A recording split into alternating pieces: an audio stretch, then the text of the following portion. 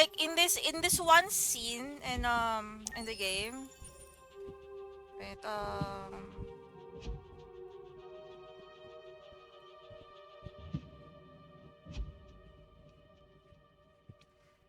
chat, do you want me to play the new game? Like the new game on this one?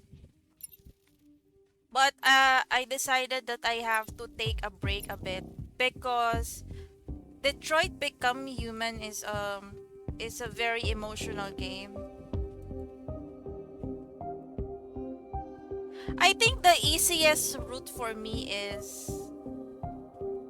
Kara's, honestly. The easiest the easiest story is Kara. Because if you come to think about it, Marcus is android Jesus, while Connor is torn between a sense of justice of being a deviant, being an emotionally compromised android. Kara is like for me straightforward because you have to build a family.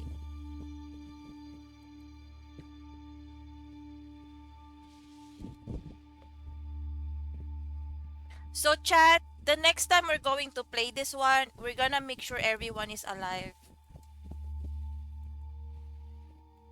I think I will consider it the perfect ending if everyone is alive. And we have to be a pacifist around this time.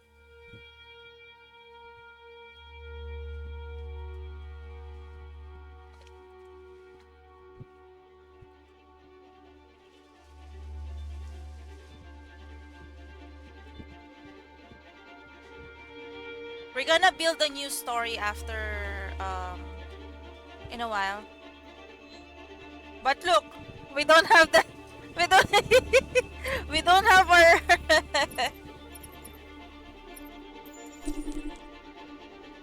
Okay, who is your favorite character in Detroit? Yeah, Connor. What was there a moment in Detroit that resonated with you personally? Many. What was the toughest choice you faced in Detroit? Being a pacifist or violent with Marcus? That's my answer.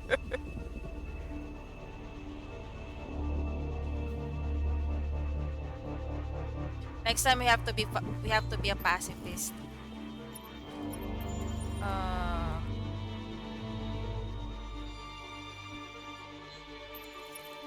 actually answered the survey earlier. So, is would you consider having a relationship with an android that looks like human? Definitely no. We can't have children. Do you think that technology could become a threat to mankind? I really don't know. It depends on how people will use the technology properly because technology can either be scary or not scary.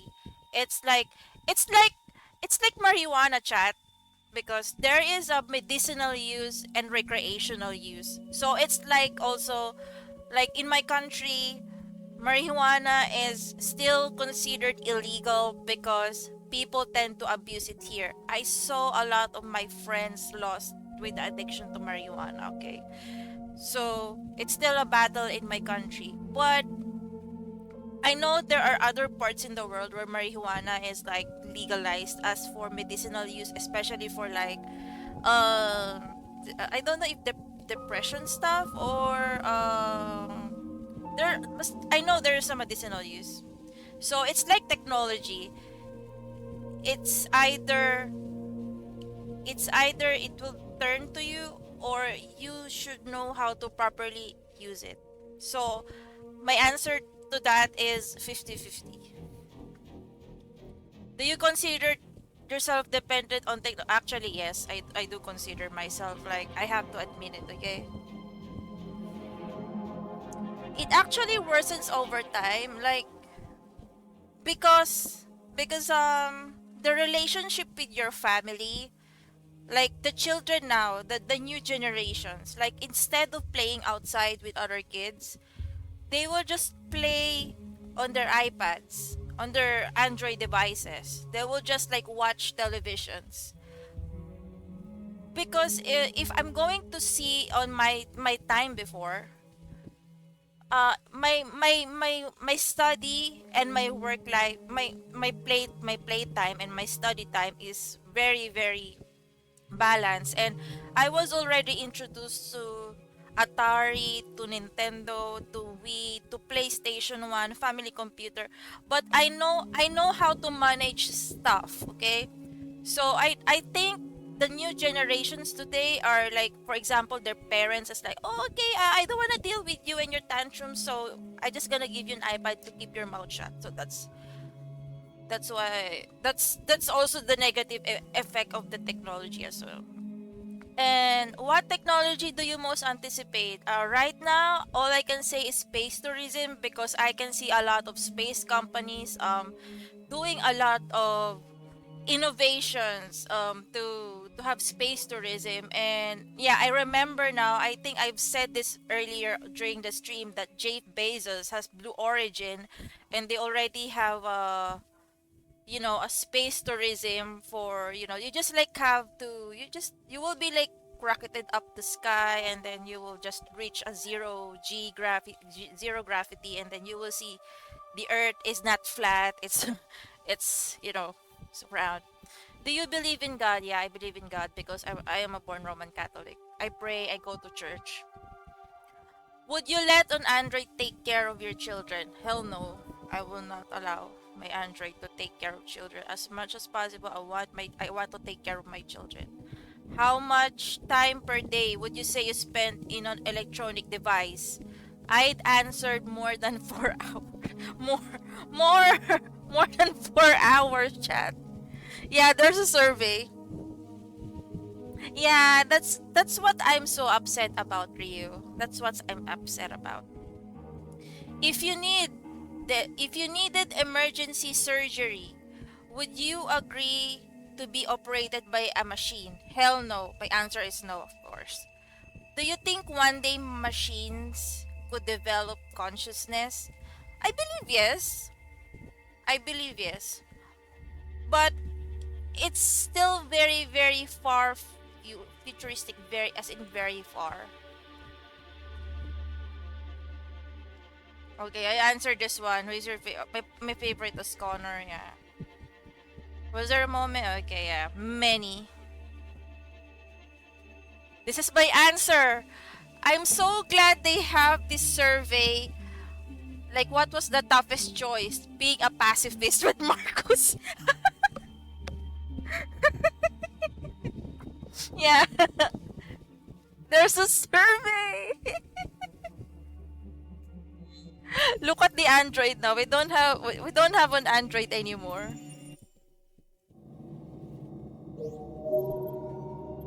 What is this? Yes.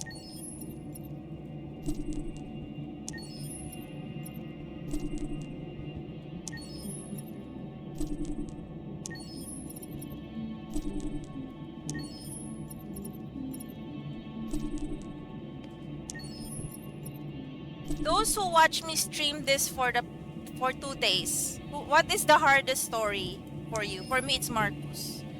It's really Marcus. I'm having a hard time with Mark. It's very hard to become an Android Jesus.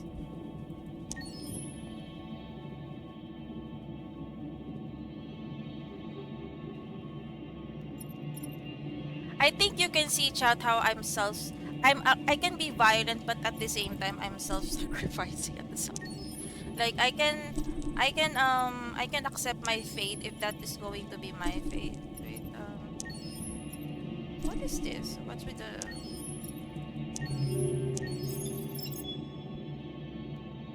Rose lives with her son and they must move forward. Oh, I never. Oh, okay.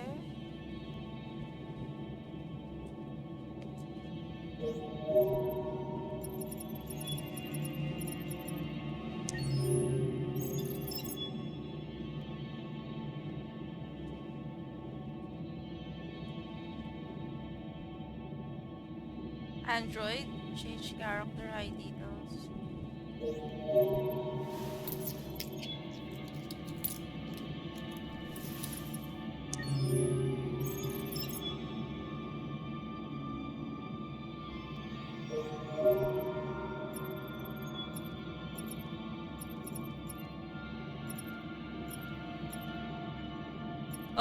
hate this. I hate this. I hate this woman so much.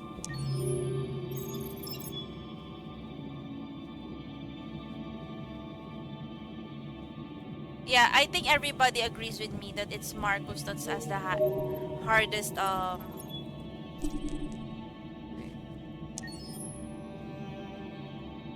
It's Neil Newbone, sir.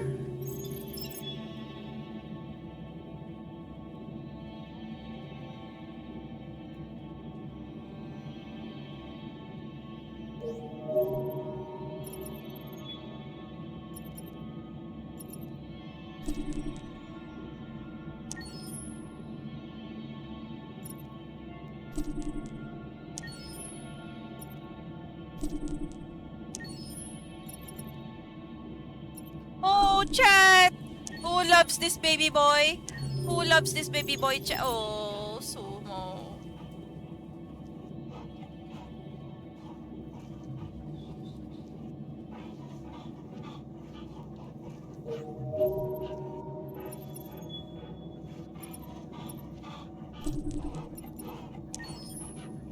Sumo! Oh my god. It's Sumo. Oh, this is the wife of this is the wife of Brian Deckard, the one with the face of Connor. Like she also have a likeness on the. This is this is what I'm going to do. Yeah, so my book score. Actually, chat, my dream dog is a Saint Bernard, but I know they consume so much food and they are like a big breed of like dogs, but I have a friend like that has a Saint Bernard, but it's just like he said to me that there's so much drool everywhere, but there are like gentle giants. That's all I can say. Wait, even a pigeon has a. Wait, pigeon. Look at this! Look at this, chat! We have a pigeon, Mr. Pigeon here. Come on. Why is there a pigeon in here, huh?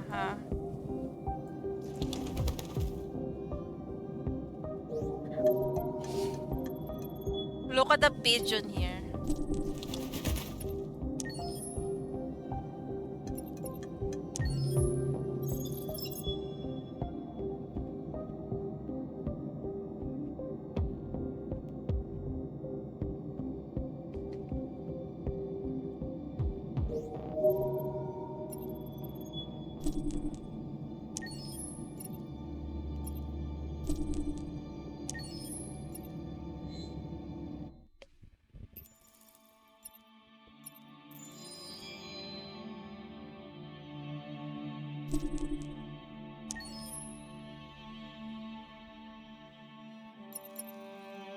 What is this?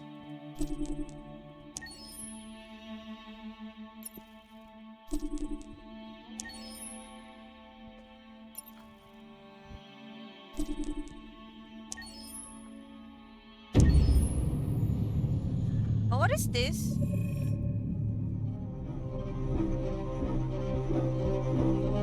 My name is Marcus. My name is Connor. My name is Kara. I am one of them. This is our story. I think who Kara is, or how I would describe Kara, depends entirely upon who's playing her. Oh, because it's you her! have the option to make her multiple different people depending on the choices she makes. But I think she does start out incredibly naive, incredibly innocent, and kind of hapless. I'm sure we used to be friends before I was reset. Maybe we can be friends again. She's a person who's characterized, I think, by empathy. She's a person who really, she just comes from her heart. You'll never leave me, right? Promise you'll never go. I promise. Kara, please! Are you okay? Are you hurt? Wait a minute! Leave her alone! Kara, leave her alone! The really beautiful thing that I've had the gift to be able to do is to essentially build a person from the ground up, because that's what she's doing throughout the game. And with every experience she has and every person she meets, she's building, first emotions and then the sense of judgment. And it's sort of an exploration of what it is to be Let's watch this, human. chat. You wanna watch it? Luther and I will be right here.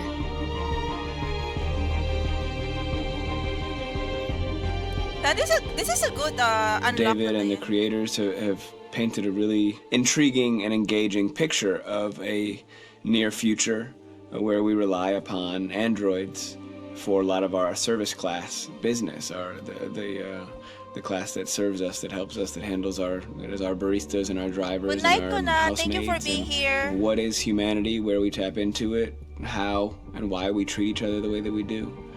And my character Marcus has a really intriguing journey, becoming deviant, realizing that he actually has feelings and human qualities inside of him, and it's a really incredible ascension into becoming fully realized and coming to terms with what you actually deserve better than this in life. And not only do you want it for yourself, but you want it for your peers. We've come here to demonstrate peacefully and to tell humans that we are also living beings. All we want is to live free. You know what? This thing, Dad, is not your son. It's a fucking machine! I think that a group that feels marginalized, feels disenfranchised, feels like they deserve and have earned access to themselves and the environment around them, and are trying to figure out a way to articulate how to get freedom. Connor is analytical. Connor takes things literally. He starts in the beginning place where he's very mechanical. He feels nothing inside, of course, and it's all just a system, a protocol that he's executing to get whatever he wants to happen, which is stop Rio is and to find the link between deviant androids. You were designed to serve humans, not kill them. What was I designed to be? Their slave? Their toy? Just say, I killed him. Is it that hard to say? Stop it! Stop! But of course, over the course of the story, and depending on the player's choices, Connor can grow in many different ways. He can deviate from that procedure or not. Moment of truth, Hank. Am I a living being? Or just a machine?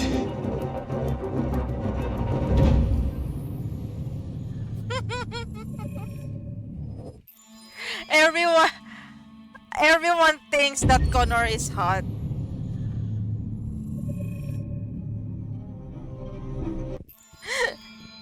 Okay. What is this?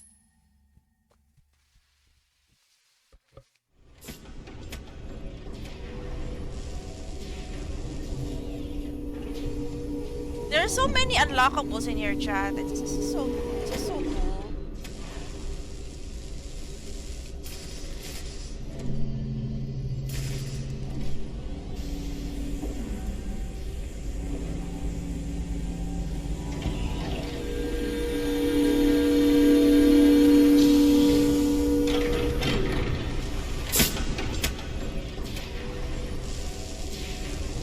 Oh my god, they're creating Kara.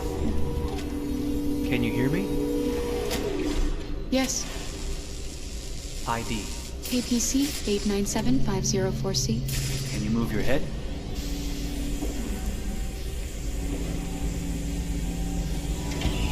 Your eyes now.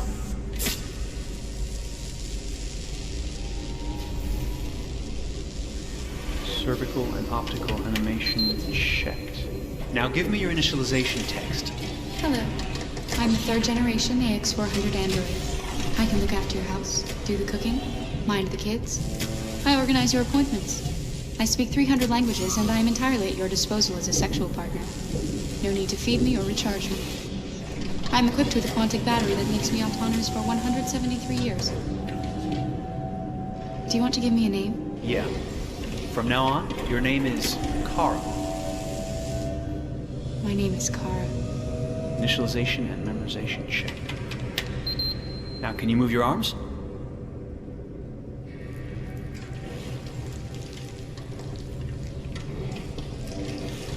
This is so creepy at the same time beautiful chat. Upper limb connection checked. Now say something in German. Ich bin eine AX400 Android dritter Generation, erschaffen als Ihr persönlicher Assistent und intimer Beziehungspartner. Say it in French.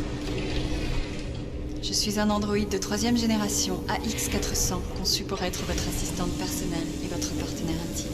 Okay, now sing something in Japanese.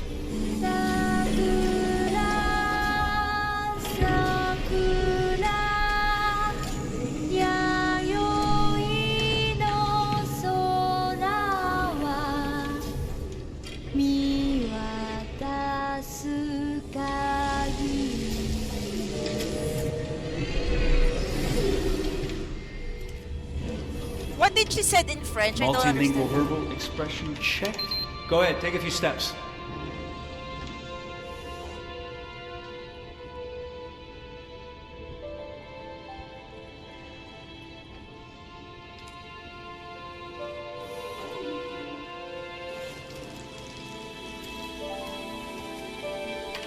Oh my god. Locomotion checked. Great, you're ready for work, honey. What's going to happen to me now? I'll reinitialize you and send you to a store to be sold. Sold? I'm a sort of merchandise. Is that right? Yeah, of course you're merchandise, baby. I mean, you're a computer with arms and legs and capable of doing all sorts of things. And you're worth a fortune. Oh, I see. I thought... You thought? What did you think? I thought... I was alive. Shit, what is this crap? That's not part of the protocol. More memory components going off the rails. Okay, recording. Defective model. Disassemble and check the required components. You're disassembling me, but why? You're not supposed to think that sort of stuff. You're not supposed to think at all, period. You must have a defective piece or a software problem somewhere. No, I feel perfectly fine, I assure you. Everything is all right. I answered all the tests correctly, didn't I? Yeah, but your behavior is non-standard. Please, I'm begging you, please don't disassemble me. I'm sorry, honey, but defective models have to be eliminated. That's my job. If a client comes back with a complaint, I'm gonna have some explaining to do. I won't cause any problems, I promise. I'll do everything I'm asked to. I won't say another word. I won't think anymore. But I've only just been born. You can't kill me yet. Stop, will you please stop? I'm scared.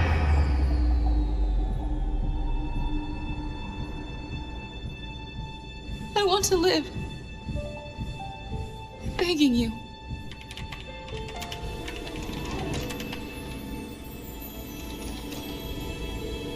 That is so harsh.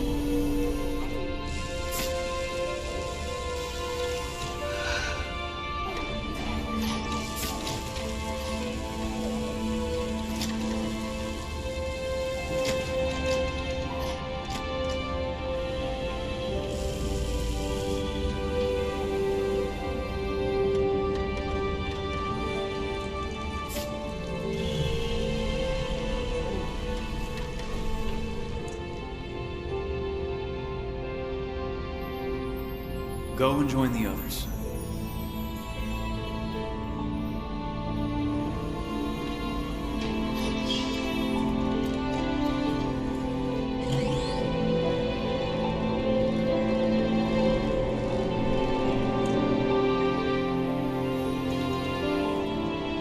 Stay in line, okay? I don't want any trouble. Thanks.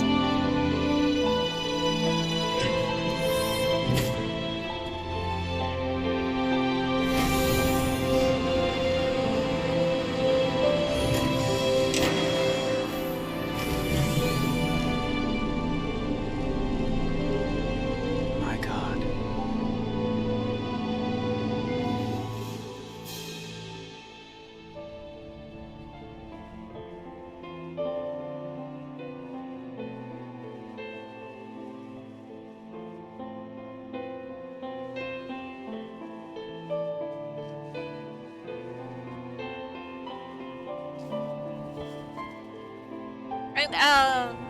And we will be I hope we can be enjoying more of these unlockables.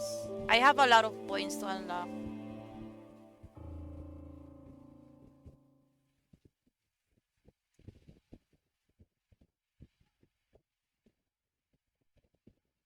PlayStation 3 is the era of FF14 as well.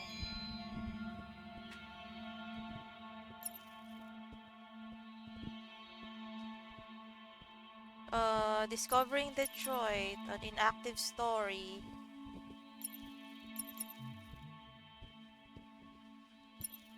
Oh my god, they have so many behind the scenes chat. But I have to take a bathroom break. I'll just take a bathroom break, okay? Number 5, 0.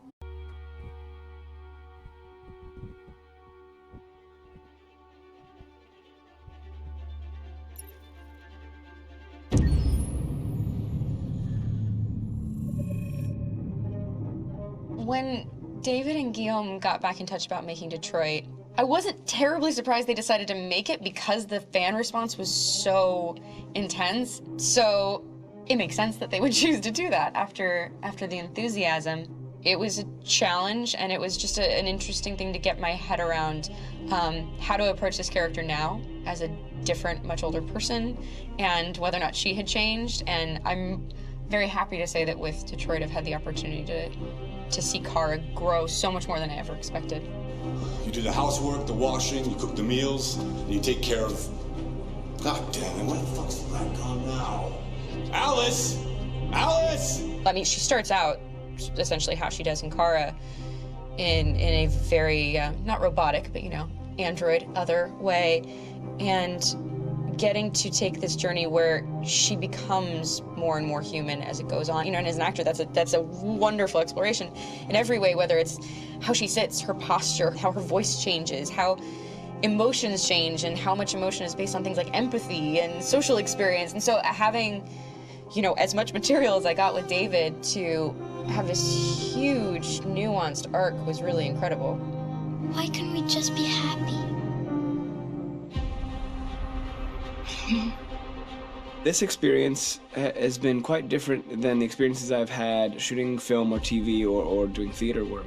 I have 83 dots on my face and a really flattering black wetsuit type thing, and you're jumping around with props, and it's kind of like being a 10-year-old imaginative kid, which is fun. There's 80 cameras around us. It's already lit. So we just shoot and shoot and shoot and shoot and shoot. There's no change of sets, there's no hair and makeup, there's no wardrobe, so we move really fast, and we'll go through about 35 pages in a day. Working in TV or film, we'll probably do 6 pages a day.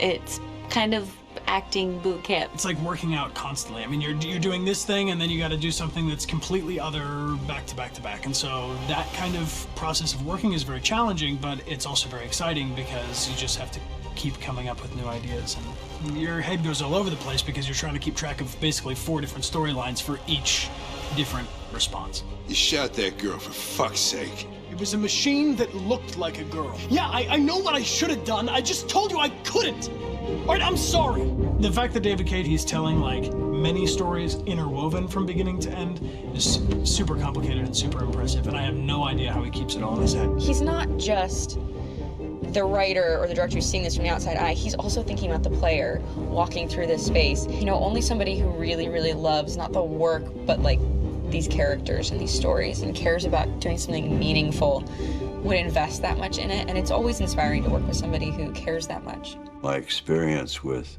motion capture is this one. And I found it sort of terrifying in a way because they said the computer's going to build you. But then as we got into it, I realized all the elements of it were still artistic.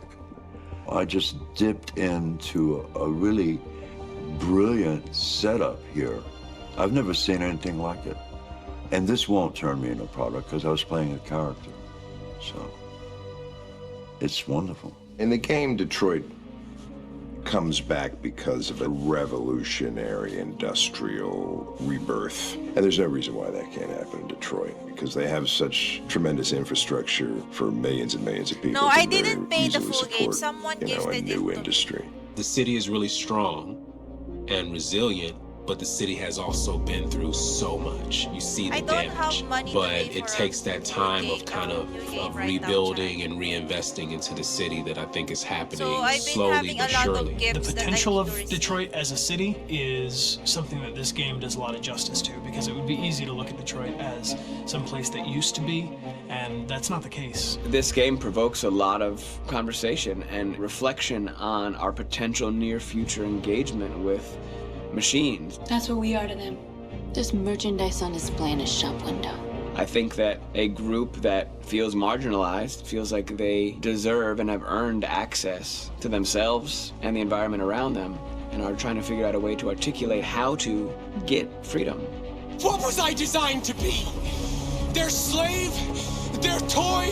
It plays with your comfort levels. You think that this is fine, you're comfortable with it, until something blurs the line and throws you off, and now Do I feel differently about whether this should be allowed? Should it be banned? Should it be encouraged? You're gonna ruin our lives, and for what? For a bunch of machines? They are not machines! They are alive! I'm alive! You're alive! They're nothing! There are lots of comparable comparisons to any type of persecution of religion, race, etc., dating way back.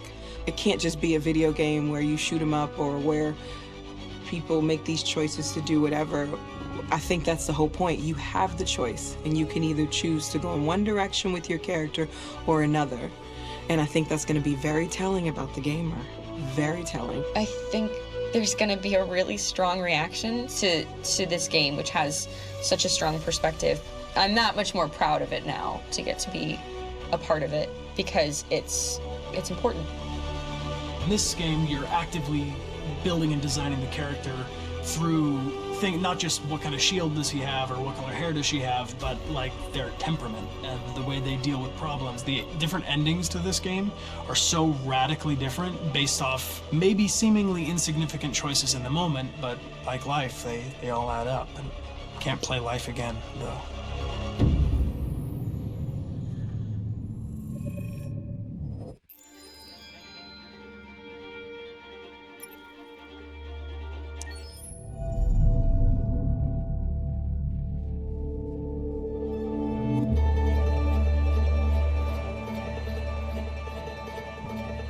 Detroit. This is where it all began. The world's forge.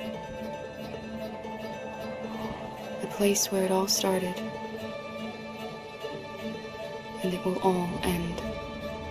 One error, and I came to life.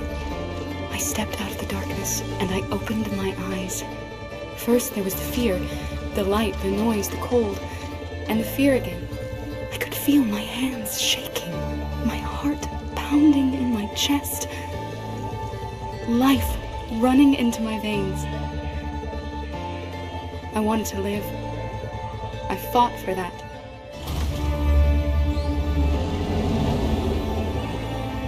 I had to find out what was outside.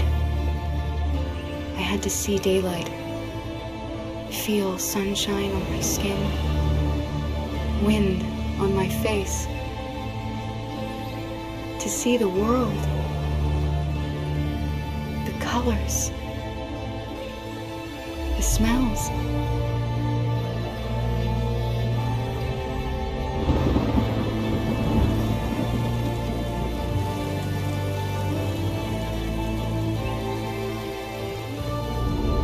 But the world is not what I imagined. It is dark and cold. It is harsh and violent, unfair and brutal. It almost convinced me I was nothing. Less than an object, just an obedient machine.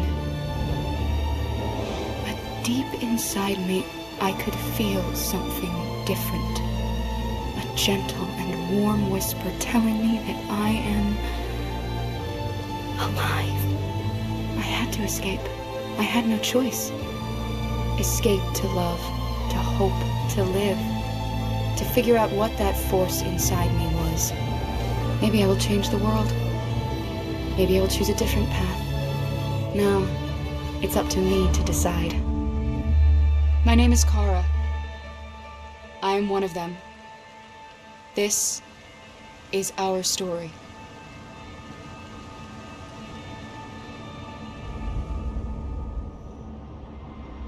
I will let everyone live on my next... I will try to have everyone live on my next gameplay. I really like the behind the scenes of this because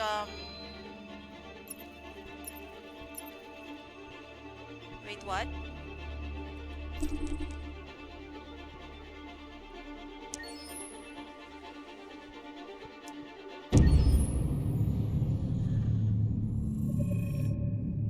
Game after game, we try to challenge ourselves. For Detroit, we wanted to, first of all, to write a story that would be incredibly bending. which means the most non-linear story that we've ever created. And we wanted really the player to have the possibility to change the story, change his own journey. When you're writing at Quantic, you're writing for an interactive medium. You know, when you're working in television, you'll put a character in a difficult situation, and you as a writing team will argue about what would that character do. But ultimately you have to decide what happens, and you just show the audience. What's interesting about interactive drama is you bring the player into that conversation, and it changes your job slightly as a writer, because your job is to provide a narrative context in which the player can write his own story. You're giving him this kind of narrative Lego that he's going to snap together into his own shape. You also have the ability to make your audience attach themselves to your characters, because the audience is in some sense responsible for what happens to the characters. It's just a few cans. Come on, let's go.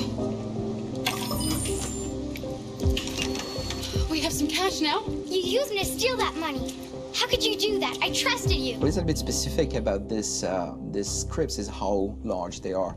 If you take a film script, there are about 100 pages, but here we have to deal with a script that is between 4,000 and 5,000 pages. Everything becomes bigger because we don't just tell one story, but we tell all the possible stories that can be told within this narrative space. On Act 3, our final act, we have around 1,000 different scenarios. And every one of those scenarios has to be as interesting, as passionate, as strong, and as emotional for the player. We want every action that the player does, every interaction that is available to serve in telling the story, and help the player understand who his character is, and build that character moment to moment.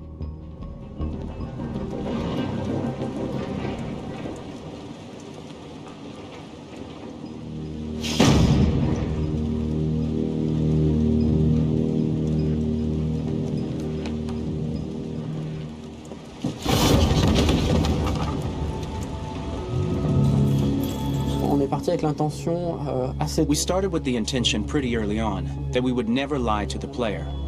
So we implemented a visible tree structure in the game that players can consult during a scene or at the end of it, which shows exactly what they did and what they missed. There are games out there offering world exploration. We offer narrative exploration. You know, keeping control of such a wide and large story is a huge challenge. So same thing when you shoot with actors, because you will need to shoot many different versions of each dialogue, of each scene. For actors, it's a huge, huge challenge. Because of the style of the game, you have so many different ways that the character can go. Every decision, it's what I call kind of choose your own adventure. Like every decision that the player makes, it's going to open up 40 more pages of material and experience that ties in, which means as a performer, you have to try to continue to make things feel real that the player might not ever see, but also that in performance it's not always connected to a previous act. It's grueling, it's hard work, but it's a great team and I enjoy doing it. I was really frustrated. I was until I got to this point where I kind of was able to step outside of my own experience and even in a lot of ways my own process and be able to step outside of that and okay, this is something new. What do you need? How do I meet you there? How do I give you what you need and still feel like I'm doing what's right? And once I did that, then all of a sudden it got really fun.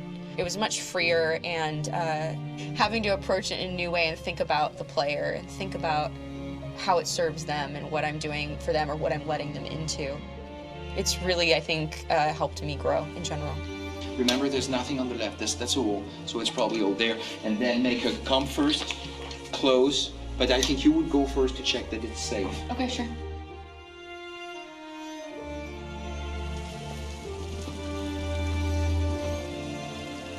The most enjoyable thing about working in performance capture on this kind of project is that if I shot a film, I would get to do one of these endings. I get to do so many different things as Connor.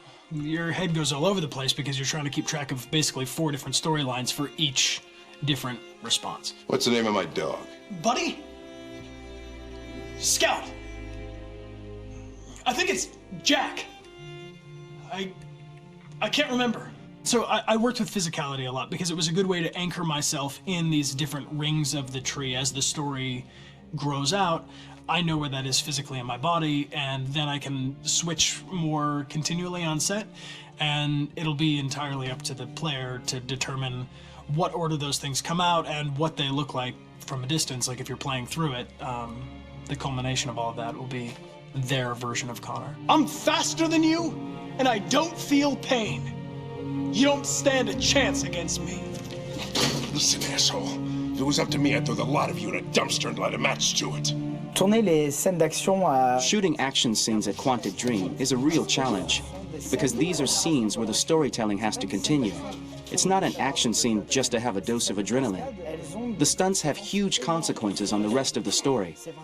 It's really a moment where we implicate the player and tell him that the choices he makes during an action scene will have a direct impact on the evolution of his story.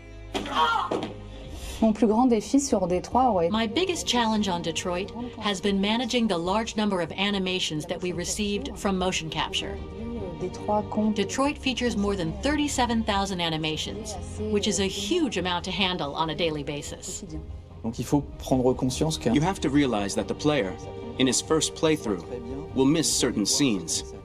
This also means that we had to think of, conceive, and produce all the potential story paths. The characters' costumes, the places, day or night, the weather. Did the character get shot in the shoulder? Did he get injured? All this consistency forced us to produce a lot of graphic assets in order to, quite simply, allow the player to have true continuity throughout the story. Honestly, we were even surprised by the challenges that come with such a big tree structure, and we did our best to guarantee quality across all the game and make sure that whatever path you choose within this narrative space, you will have an equally good experience.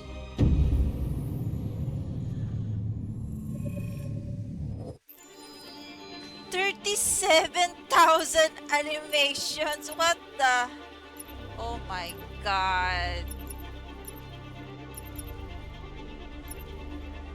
What can you say about the behind the scenes, chat?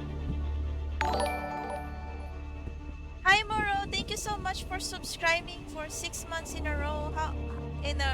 Okay. How are you? How do you feel about the behind the scenes, chat?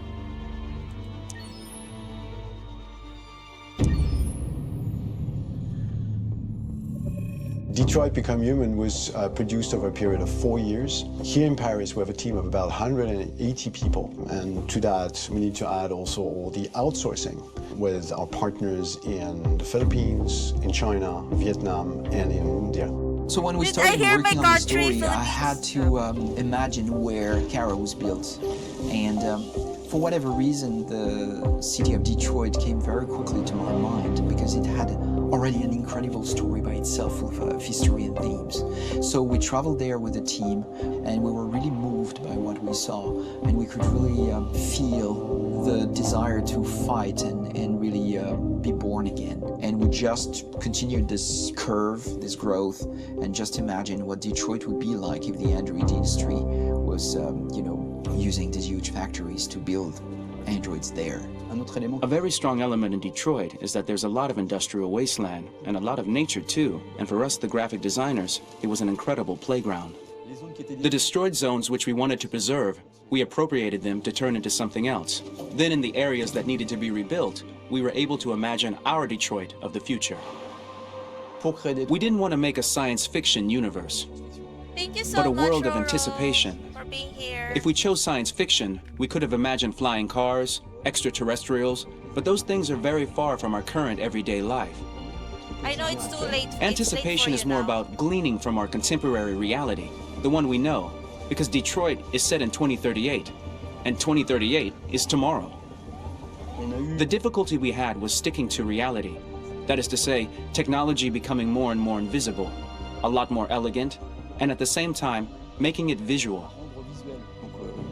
So all the computer equipment, autonomous cars, we simply had to invent.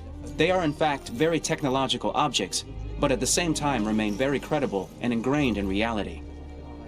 To create a cohesive universe in the fashion and clothing of the human characters in 2038, I didn't want to put an accent on strange shapes, or really vibrant colors, and things we wouldn't know. That I wanted to keep for the androids. The goal was to create something familiar which we can identify with in this future setting.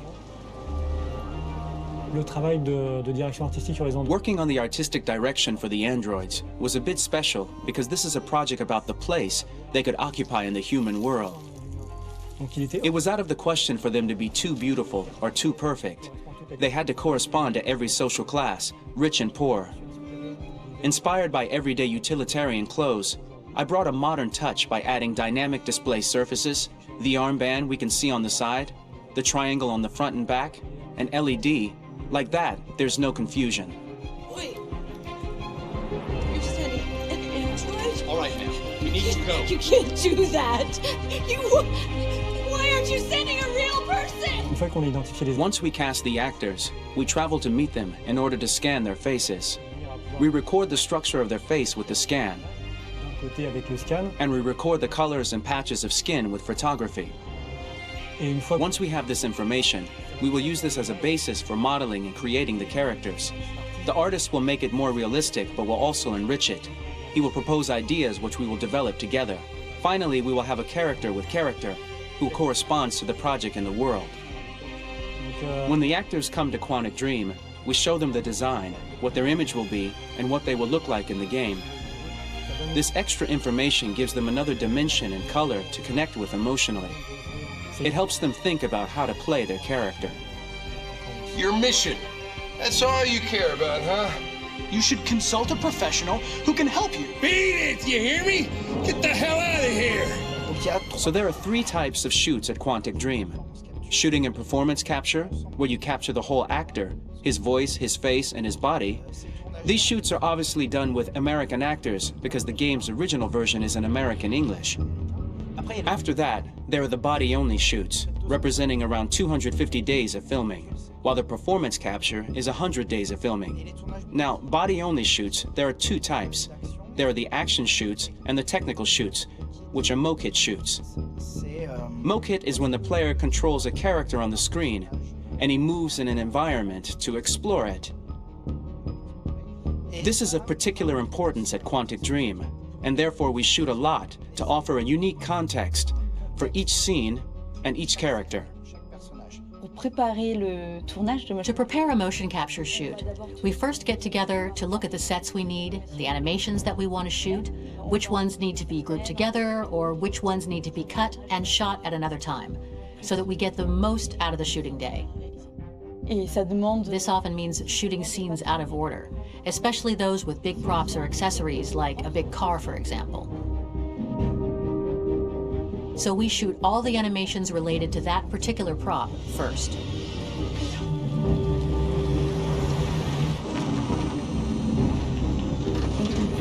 The biggest challenge for the mocap team was shooting a Spider-Man mokit. We had to build a wall and attach an actor to a harness with cables so we could pull him up and render him climbing. The shooting on this game total took about, I would say, more than a year, maybe 1 and 2 years, with about 300 actors on set. So I would say it's quite a massive production. But so much happened on this set between the stunts and the shootings with a little girl and all these great actors that we had. It was really a very, very memorable journey for the team and for myself. Today, Detroit has over 37,000 animations. When we retrieve the motion capture data, it's just a cloud of points, which represent all the markers worn by the actors. From this cloud of points, we have a phase called retargeting, which gives us a skeleton. This skeleton will be applied to the characters of the game. There is still work to be done, but this gives us the main movements. Since we are working on something very realistic, we must recognize the actor and also recover all the emotion he expresses in his performance. We use a system of facts, an identity card for each actor. We make the actor do a whole range of facial expressions. Then we recover all the expressions and paste the animations on a puppet that Jan has prepared. I then recover and refine these poses. I might stretch the lip, reinflate a cheek, tiny details that make the finished product really capture the actor. Because of the nature of our mocap system today, when we receive the animations, we're missing eye movements, and so the character has that dead look. He really has no eyes, so then it's a big part of the work for the animators to find the regard of the actor in relation to his position, in relation to the body, etc. It was crazy when I saw the newest model for Kara, because they've been working on it, and this was the first time I literally jumped in my seat. It not only looked so much like me, it was the fact that it looked so lifelike. It wasn't that it looked just like it was a camera, it was something else, you know, but it looked alive. It's exciting, and it's kind of terrifying. Game after game, we learned the rules of optics and filming, and our goal with Detroit Become Human was to have cameras that would actually emulate the optics of a real physical camera. So basically dealing with real-world imperfections was our main task, and just to make cameras look as real as we can. Once the animations are shot and processed by the animation department, integrated and polished, we film them. That is to say, we really do a mise en scène, as in cinema. The real difficulty of our job is to know if these cameras are telling us something. Are they in the emotion of the scene? Do they describe exactly what the action must convey, what must be felt? The most important challenge for me was one of the final scenes where Marcus decides to start the revolution and go to the battlefield. Very quickly, we imagined this to be a huge sequence shot. We wanted the feeling of a cameraman running behind us while showing Marcus, the androids who help him, the person shooting at us, etc. Above all, it was necessary to say to oneself, this scene is very violent but does not glorify war. On the contrary, that war is something improbable and absurd. It was really a fun challenge. The idea was to say we have 3 characters. We would like each of them to have a specific cinematography. We wanted Kara to be much more filmed with some kind of handheld camera, to have something very living, very breathing. For Connor, we wanted something very cold and very perfect. And for Marcus, we wanted something epic and spectacular. So it was about the filming, but it was also about the photography. So we worked with a director of photography to give each character a different lighting, different key colors. Each of them would have their own worlds. And finally, we worked with the composers, so they would create a specific sound for each character, so each would have his own world and his own style.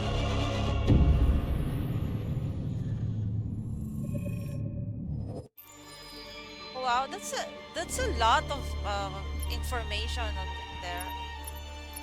There are still a lot of unlockables, chat. There is the soundtrack of Detroit. I have a lot of bonus points actually. That's very surprising. No, I don't. Yeah.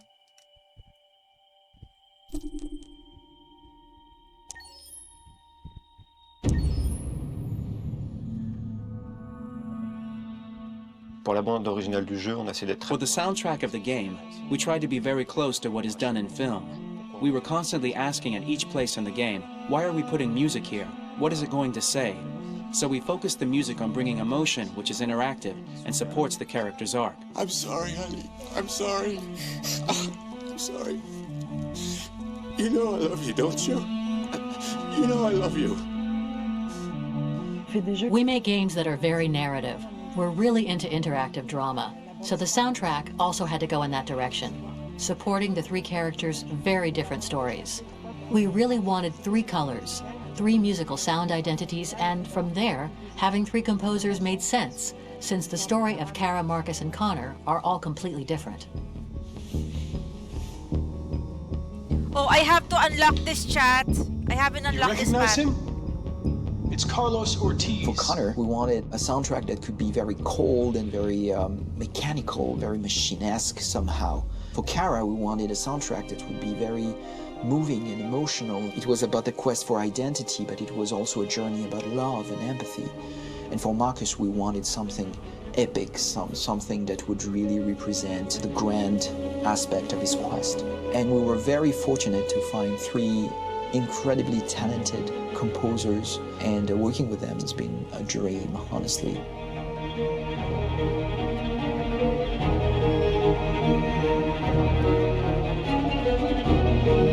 My name's Philip Shepherd, and I'm a composer and a cellist and a producer. And today we're at Abbey Road Studio One, which is my favourite studio in the world. And today we're recording the soundtrack for Kara from Become Human.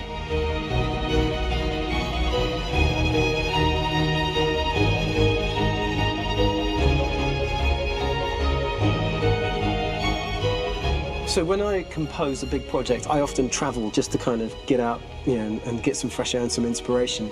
And I go hiking and traveling in Montana a lot. I had a log fire in the room that I was staying in, and the flames were kind of making absolutely direct music. And it became the basis for Kara's theme, and it sounds something like this.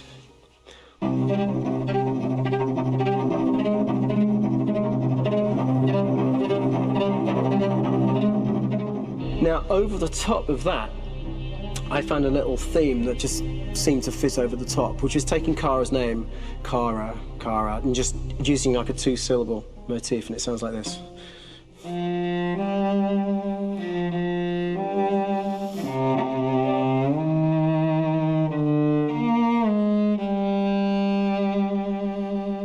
going to pull through this, Alice. As long as we're together, nothing can hurt us.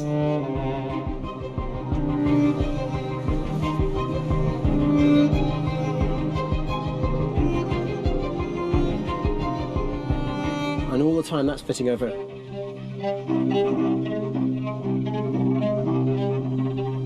So it kind of works in lots of levels, and in fact every single theme in the score has one of those elements built into it, and it becomes sort of the DNA of every single tune.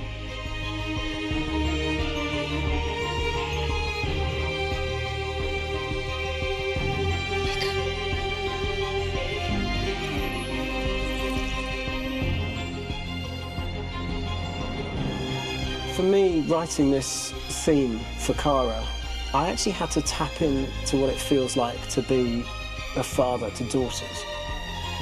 I really had to tap into everything I feel about my daughters and thinking, well, if I had to write music for them and that sense of trying to protect them but also give them the freedom, that's totally where it came from.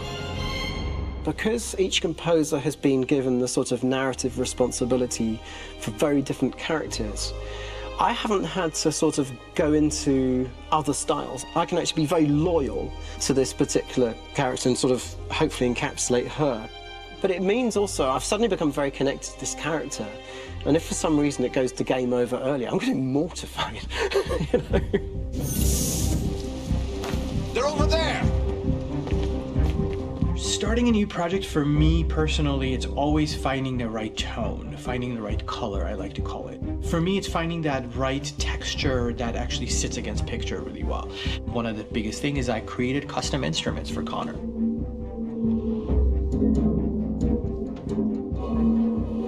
I pulled out all my vintage synthesizers to be able to capture this robotic person, if you will. My approach to all of these custom instruments is that I hear the sound in my head. And either I could just come into the piano and just be like, all right, so I'm gonna just get on the computer and just create it. I'd rather be able to play these instruments physically. Oh, that's nice. You can do that.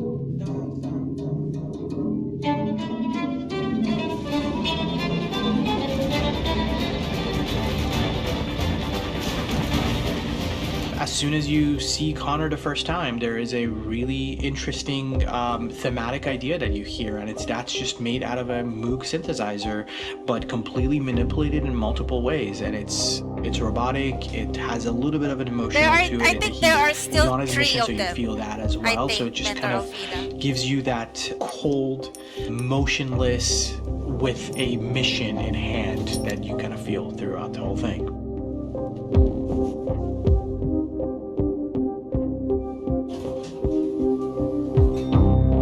Because as the music evolved, one of the things that I was very weary and I was very kind of focused on was the way that the music has to evolve.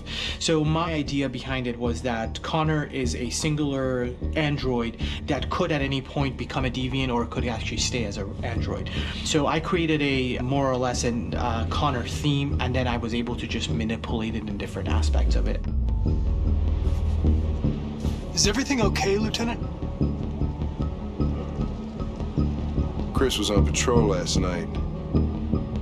He was attacked by a bunch of deviants. I'm a human being writing for a robot, and throughout Connor's journey, he meets someone, he meets a partner. So how do you deal with a robot feeling? And I've met a partner that I'm gonna work with, or all of a sudden he sees a dead body. Does this robot have an imagination? Does this robot have a feeling? And if yes, how do you translate that into non-emotional music? So it basically at any point I was just like, I can't do this, and then I just do it. Property was damaged and fires continue to rage in several major districts across the city. Some people are asking, have androids become a threat to our security? When I first started really digging in on Marcus, the one thing that I really tried to capture was the transformation process. You know, Marcus is this android that evolves over the course of the game and really goes from kind of figuring out that he's more than just an android. You know, he's starting to develop kind of a human soul in a way. Try to imagine something that doesn't exist, something you've never seen. Now concentrate on how it makes you feel and let your hand drift across the canvas. The other side of Marcus that I really latched onto was that he almost became a savior for a lot of the other androids in the game. So when I started developing the theme for Marcus, I really made it like a church hymn.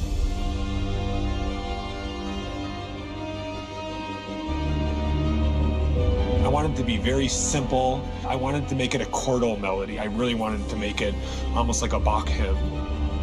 The tough thing with that is it had to be recognizable.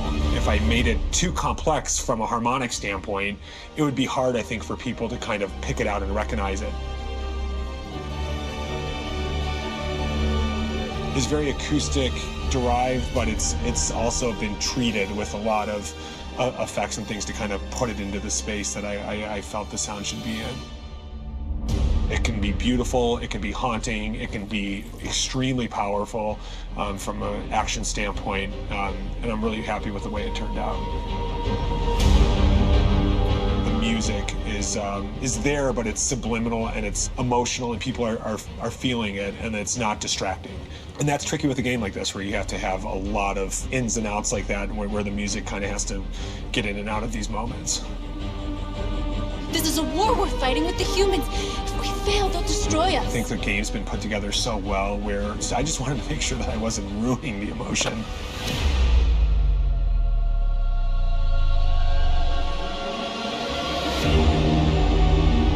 I gotta be honest, when we first started on this path, I said, oh man, this could be pretty messy, you know? I mean, it could feel disconnected, but I mean, it's amazing how they really guided us and got us to really kind of all be in the same world, but at the same time feeling completely different. So it's really gonna stand out and kind of be one of those games where people are really gonna notice the music and kind of how it was crafted, and, you know, and all the hard work that went into being able to pull it off in a graceful way.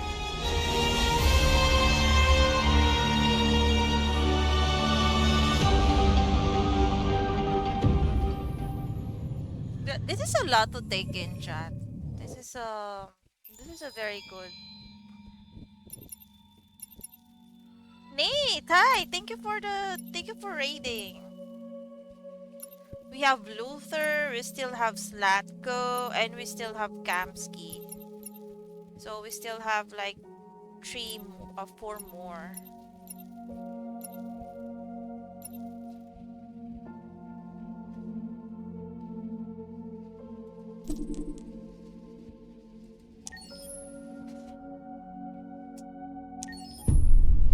Scarlett Johansson, chat, but I know she's not.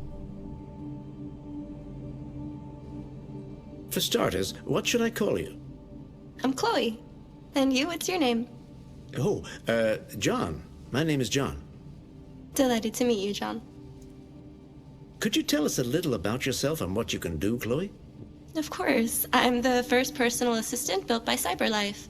I take care of most everyday tasks like cooking, housework, or managing your appointments, for example. And I understand you're the first android to have passed the Turing test. Could you tell us a little more about that? I really didn't do much, you know. I just spoke with a few humans to see if they could tell the difference between me and a real person. It was a really interesting experience. But this is the first time in history that man has created a machine more intelligent than himself. I gather your brain can perform several billion operations per second, is that right? Absolutely, but I only exist thanks to the intelligence of the humans who designed me. And, you know, they have something I could never have. That's right, Chloe. Really? And what's that? A soul. Well, I finished my first blind playthrough of Detroit Become Human, and I plan to play this again, but I have to go. But I wanted everyone to live this time.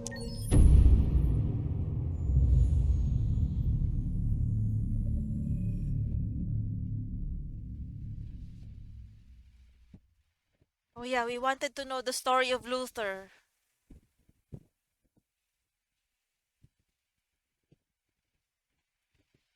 Hold on, just a little while longer. Hold on, just a little while longer. He's singing? No. Hold on, just a little while longer. Everything will be alright. Everything will be alright. Fight on, just a little How are you, while Nate? How was your stream? longer. Fight on, just a little while longer. Fight on, just a little while longer. Everything will be alright. Everything will be alright. We will sing on just a little while longer. Sing on just a little while longer. Sing on just a little while longer. Everything will be alright.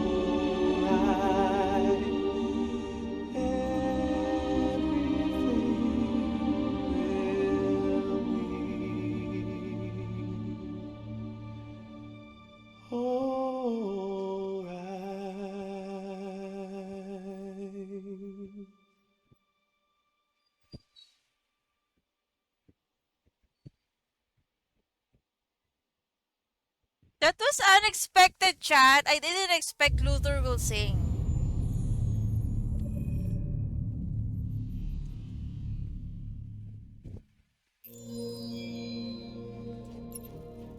Okay, I hate Zlatko actually, but let's see why he became yeah, actually I'm surprised.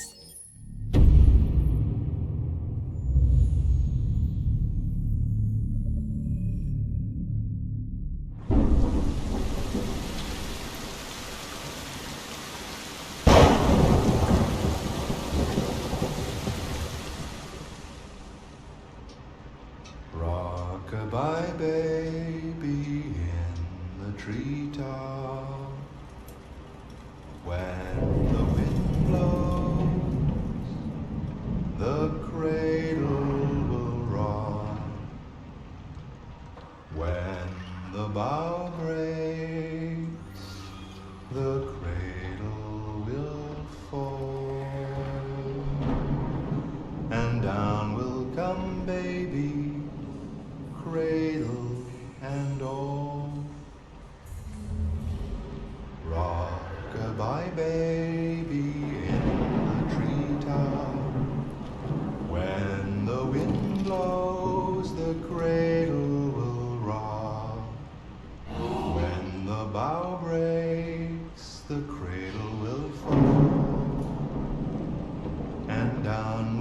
come, baby, cradle and all.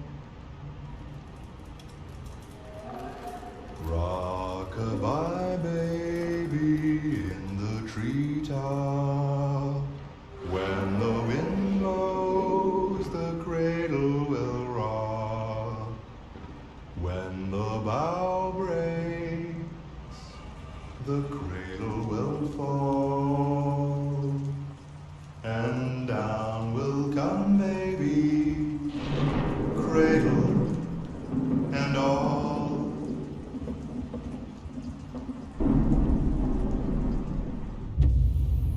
Why did Zlatko become a horror? Like, oh my god, it's like Frankenstein.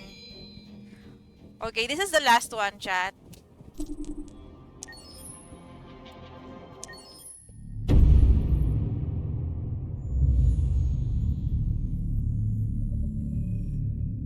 I think I could agree with you that, Nate.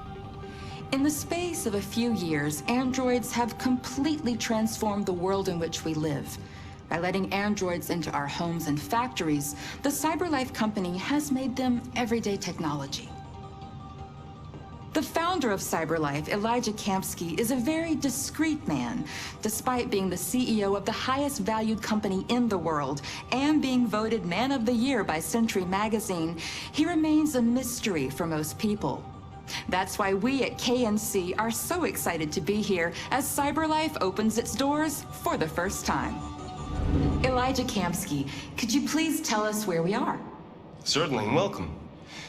We're currently in CyberLife's production center in Detroit, where all models are designed and manufactured. Astarion! More than 10,000 androids come off the production line every day. Fascinating. Could you tell us what your goal was when you founded CyberLife? Well, I simply wanted to use technology to carry out all of our most annoying and repetitive tasks, so we'd have more time to enjoy life. I imagine you must have faced many challenges. Yes, there were technical challenges, but the hardest thing was to design an object that we would want to welcome into our homes. We had to imagine a machine in our own image that resembles us in every way, that moves, breathes, blinks like us, but yet is smarter and more capable than any human being. Let me show you around. It's like some fairy tales as well, We're Nate. here in Production Unit 4.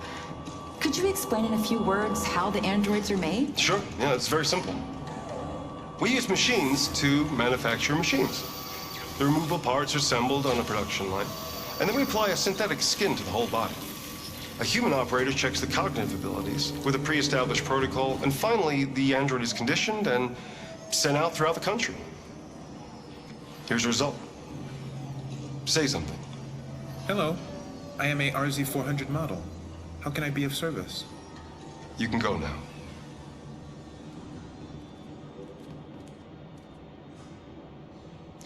Our androids are already replacing humans in many fields. For example, they represent more than 80% of all university professors and 63% of all medical staff. Tomorrow they'll replace our soldiers, and who knows, maybe one day, our leaders, to make the best decisions in humanity's interest. Come on. Replacing humans with machines has led to record unemployment of 28%. What do you think about the situation? Okay. The first steam engines also caused an increase in unemployment. But no one today would imagine turning back the clock. Artificial intelligence makes everyday lives easier. Nothing can stop progress. What's happening here is inevitable. These days, more and more people choose to live with an android rather than another human being. Does this development worry you?